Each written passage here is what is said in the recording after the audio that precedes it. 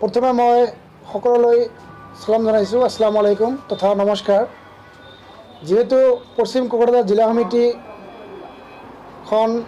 যোৱা 11 আৰু 12 দুদিনীয়া কাৰ্যসূচীৰে আমাৰ কেন্দ্ৰীয় পৰ্যবেক্ষক তথা আমাৰ 11খন আঞ্চলিক সমিতি মিলি যিখন এখন সূক্ষ্ম আৰু শক্তিশালী পশ্চিম কোকৰাঝাৰ জিলা সমিতি গঠন কৰিলে, মই প্ৰথমে সকলোলৈ ধন্যবাদ জ্ঞাপন কৰিছোঁ। আৰু লগতে পশ্চিম কোকৰাঝাৰ জিলা সমিতিৰ এনেকুৱা এখন গভীৰ গুৰুত্বপূৰ্ণ দায়িত্ব মই অৰ্পণ কৰাৰ কাৰণে মই সকলোলৈ ধন্যবাদ জ্ঞাপন কৰি সকলোৰে সহায় সহযোগিতা মই আশা কৰিছোঁ। আৰু মই নতুন সভাপতি হিচাপে মই এইটোৱে ক'ম যে আমাৰ অঞ্চলত আমাৰ জনগোষ্ঠীটোৰ বিভিন্ন সমস্যাৰে জড়িত হৈ আছে। তো আমি প্ৰথম পদক্ষেপ ল'ম যে আমাৰ এই ধৰ্মীয় সংখ্যালঘু জনগোষ্ঠীটো বিশেষকৈ শিক্ষাৰ ক্ষেত্ৰত পিছপৰা। তো আমাৰ এই সমিতিখন নতুন সমিতিখন আমি প্ৰথমে প্ৰস্তাৱ লৈছোঁ যে শিক্ষাৰ ক্ষেত্ৰত বিশেষকৈ আমাৰ এই সমিতিখনে শিক্ষাৰ ক্ষেত্ৰত গুৰুত্বপূৰ্ণ ৰাখিব, শিক্ষাৰ ক্ষেত্ৰত চকু ৰাখিব। আমাৰ এই অঞ্চলত কেনেকৈ শিক্ষাৰ দিশত আগবাঢ়ি লোৱা যায়, আমাৰ ল'ৰা ছোৱালীবিলাক কেনেকৈ শিক্ষাৰ ক্ষেত্ৰত আমি নতুন কিছুমান পদ্ধতি লৈ বা আমাৰ এই অঞ্চলৰ শিক্ষাৰ ক্ষেত্ৰত আমি নজৰ ৰাখি বিশেষকৈ শিক্ষাৰ ক্ষেত্ৰত আমি যেনেকৈ হওক আমাৰ মানুহখিনি শিক্ষিত কৰাৰ কাৰণে আমি যথেষ্ট লাগি থাকিম। আৰু দ্বিতীয় কথা হ'ল যে আমাৰ সমাজত যিটো এটা বাল্য বিবাহ লৈ আমাৰ সমাজটো বহুত এটা জগৰীয়া হৈ গৈছে, যে মুছলমান সমাজত বিশেষকৈ বেছিকৈ হৈ আছে। তো আমি আমছুৱে বিগত 7 বছৰৰ পৰা এইটোৰ ওপৰত এটা আমি কাম কৰি আছিলোঁ, যদিও বহুতখিনি সম্ভৱ হৈছে বন্ধ কৰাৰ কাৰণে, কিন্তু আজিলৈকে চলি আছে। আৰু চৰকাৰে যিটো পদক্ষেপ লৈছে আমি সেইটো আদৰণি জনাইছোঁ। লগতে আমি এইটো ক'ব বিচাৰিছোঁ যে বাল্য বিবাহ আমাৰ সমাজৰ পৰা একবাৰে বন্ধ হৈ যাব লাগে, কিন্তু আমি এইটোও বিচৰা নাই যে এখন সংসাৰত বাধা আহিব লাগে। সেই বাধাটো আমি কিন্তু বিচৰা নাই। কিন্তু নতুনকৈ বাল্য বিবাহ হোৱাটো আমি কেতিয়াও হ'ব নিদিওঁ। চৰকাৰ যেনেকৈ কঠোৰ হৈছে তাতকৈ বেছি কঠোৰ আমাৰ আমছুৱে আমি হৈছোঁ যে আমাৰ অঞ্চলত আমাৰ এই সমাজত বাল্য বিবাহটো টোটেলি বন্ধ হৈ যাব লাগে। তো এইখিনিয়ে। আৰু লগতে মই আমাৰ এই পশ্চিম কোকৰাঝাৰ জিলা সমিতিৰ অন্তৰ্গত সমূহ ৰাইজক মোৰ তৰফৰ পৰা মই সঁহাৰি বিচাৰিছোঁ, মই উপদেশ বিচাৰিছোঁ যে আপোনালোকে আমাৰ এই নতুন সমিতিখনক সহায় সহযোগিতা কৰিব, দিহা পৰামৰ্শ দিব, যাতে আমি বিগত দিনত এই জনগোষ্ঠীটোৰ হৈ ভালকৈ কাম কৰি জনগোষ্ঠীটোক আগুৱাই লৈ যাব পাৰোঁ। আমছুৰ যিটো লক্ষ্য উদ্দেশ্য সেইটো আমি যাতে সফল কৰিব পাৰোঁ।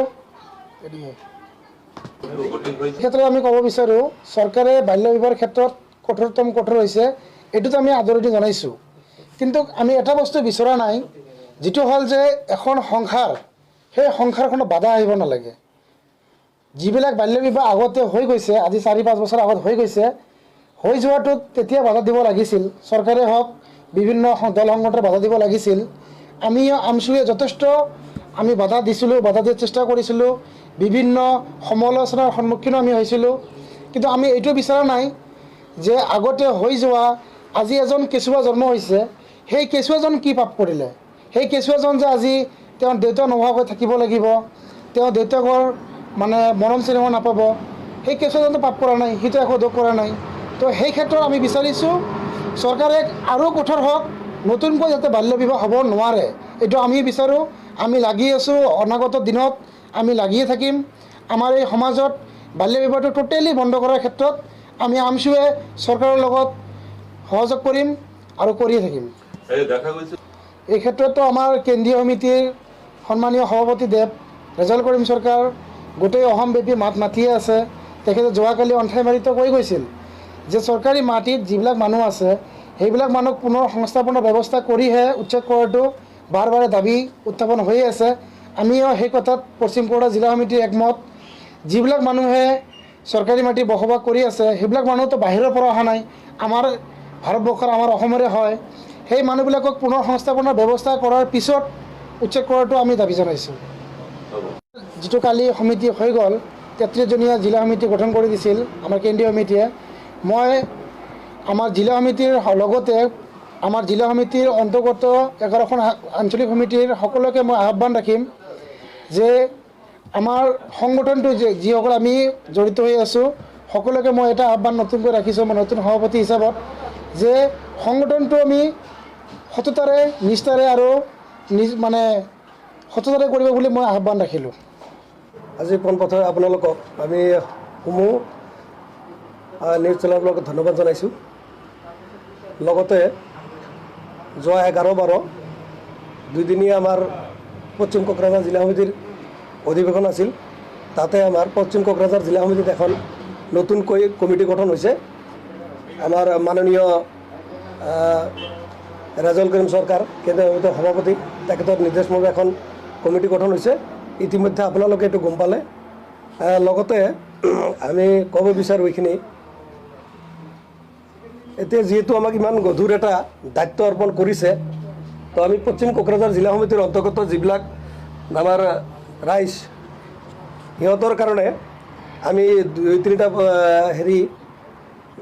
পদক্ষেপ কাৰ্যসূচী ল'ম বুলি সিদ্ধান্ত লৈছোঁ। এতিয়া কেন্দ্ৰীয় সমিতিৰ নিৰ্দেশ মৰ্মে আমাক যিবিলাক নিৰ্দেশ দিয়া আছে সেইখিনিৰ ওপৰতে আমি কাৰ্যসূচীটো ল'ম বুলি কৰিছোঁ। যেনেকৈ ধৰক আপোনাৰ এতিয়া প্ৰচলিত এটা চলি আছে বাল্য বিবাহ। তো বাল্য বিবাহ আমি মুখ্যমন্ত্ৰীক সিদ্ধান্তটো আমি আদৰণি জনাইছোঁ। বাল্য বিবাহ বন্ধ হ'বই লাগে, এইটো আমিও বিচাৰোঁ। কিন্তু দেখা গ'ল এই বাল্য বিবাহটো মুখ্যমন্ত্ৰী যেনেকৈ সপোনত দেখা নিচিনা এটা ৰাতি সপোনত চালে, পিছদিনা আপোনাৰ এই বাল্য বিবাহটো আপোনাৰ গোটেই অসমত এৰেষ্ট কৰিব বুলি এটা আপোনাৰ প্ৰশাসনক দায়িত্ব অৰ্পণ কৰি দিলে। ঠিক তেনেকুৱাটো আমি একচুৱেলি বিচৰা নাই। এইকাৰণে আমি বিচৰা নাই, সংসাৰ এটা অলৰেডি হৈ গ'ল। সংসাৰটো হৈ যোৱাৰ পিছত এইখিনি ৰাতিৰ ভিতৰতে ইমান মানুহ এৰেষ্ট কৰাৰ সিদ্ধান্ত এটা ল'লে, এইটোত আমি একমত নহয়। এইকাৰণে নহয়, সংসাৰ এটা অলৰেডি বান্ধিছে, ল'ৰা ছোৱালী আছে। এতিয়া যিদিনাৰ পৰা এৰেষ্ট আৰম্ভ কৰিছে, যদি এক ৰাতিতে হিমন্ত বিশ্ব শৰ্মাৰ নিৰ্দেশ মৰ্মে ইমান মানুহ এৰেষ্ট কৰিব পাৰে, তেনেহ'লে আইনটোতো আগৰ পৰাই যিহেতু দিয়া আছে, তেতিয়া পুলিচ অফিচাৰ হৈ আছিল নেকি? তেতিয়া চাব লাগিছিল বস্তুটো। আমিও এইটো বিচাৰিছিলোঁ, এদিনতে ইমান একশ্যন হ'ব পাৰে। যদি বাল্য বিবাহ আপোনাৰ এদিনতে যি জেগাত বাল্য বিবাহ হৈ আছে তাতেই কিন্তু একচুৱেলি প্ৰশাসনে লগে লগে এৰেষ্ট কৰিব লাগিছিল। আজি যিটো অপ্ৰীতিৰ সৃষ্টি হৈছে গোটেই অসমত, আপোনালোকে জানে সৰু কেঁচুৱা এটা যোৱাকালি মৰিছে থানাৰ জেলৰ সন্মুখত, থানাৰ সন্মুখত আমিও গম পালোঁ অকণমান। কেঁচুৱা এটা মৰিছে, তাৰপিছত আপোনাৰ কিছুমানে ফাঁচিও দিছে। তো এইটো আমি এই বাল্য বিবাহত মানে আমি সমৰ্থন জনাইছোঁ ঠিক চৰকাৰক, কিন্তু যেনেকুৱা ভূমিকা চৰকাৰে ল'ব লাগিছিল তেনেকুৱা লোৱা নাই। সেইকাৰণে আমি এইখিনি বাল্য বিবাহৰ ওপৰত মোৰ মন্তব্য। আৰু শিক্ষাৰ ক্ষেত্ৰত আমি অগ্ৰাধিকাৰ, কেন্দ্ৰীয় সমিতিৰ নিৰ্দেশ মৰ্মে শিক্ষাৰ অগ্ৰাধিকাৰটো আমাক যিহেতু আহিছে সমাজখন আমি যিহেতু আমাৰ পশ্চিম কোকৰাঝাৰ জিলা সমিতিৰ অন্তৰ্গত বহুতো বুদ্ধিজীৱী আছে, আমি কাৰ্যসূচীটো লৈছোঁ যে আমি গোটেই বুদ্ধিজীৱীৰ লগত বহি শিক্ষাটো কেনেকৈ আমি আগুৱাই লৈ যাব পাৰোঁ সেইখিনি সিহঁতৰ পৰামৰ্শ লৈহে আমি আগুৱাই যাম বুলি চিন্তা কৰিছোঁ।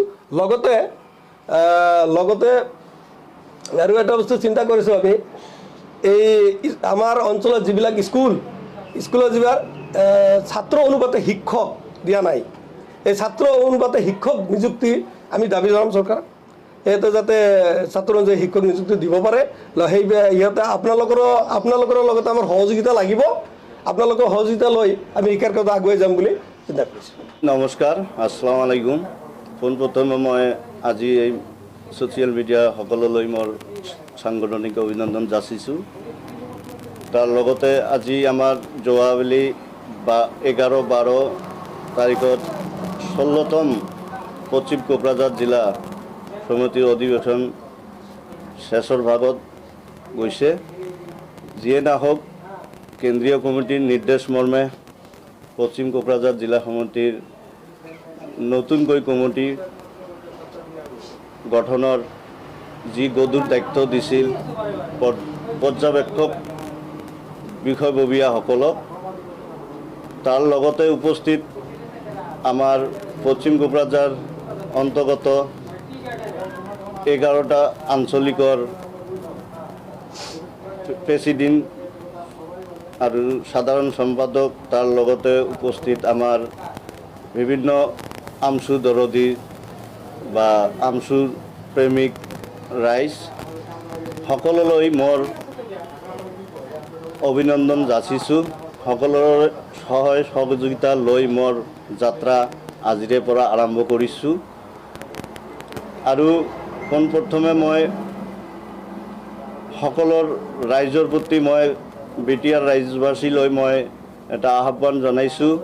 আমাৰ সমাজত যি ধৰণৰ কুসংস্কাৰ হৈ আছে সেইটো লৈ মই প্ৰথম মোৰ তৰফৰ পৰা আহ্বান থাকিল। প্ৰশাসনক আহ্বান এটা জনাইছোঁ, যি আমাৰ কুসংস্কাৰ চলি আছে সেইটো বন্ধ হ'ব লাগিব। তাৰ লগতে মোৰ এটা অভিনন্দন থাকিল, আমাৰ স্কুলৰ শিক্ষকসকলে টাইম টেবুল মতে আহিব লাগিব আৰু স্কুলৰ ছাত্ৰৰ ভিত্তিত স্কুলৰ টিচাৰ অন্তৰ্ভুক্ত হ'ব লাগে। এইখিনিকে কৈ মোৰ আজিৰ সংবাদমেল অনুষ্ঠান সামৰি মাৰিলোঁ।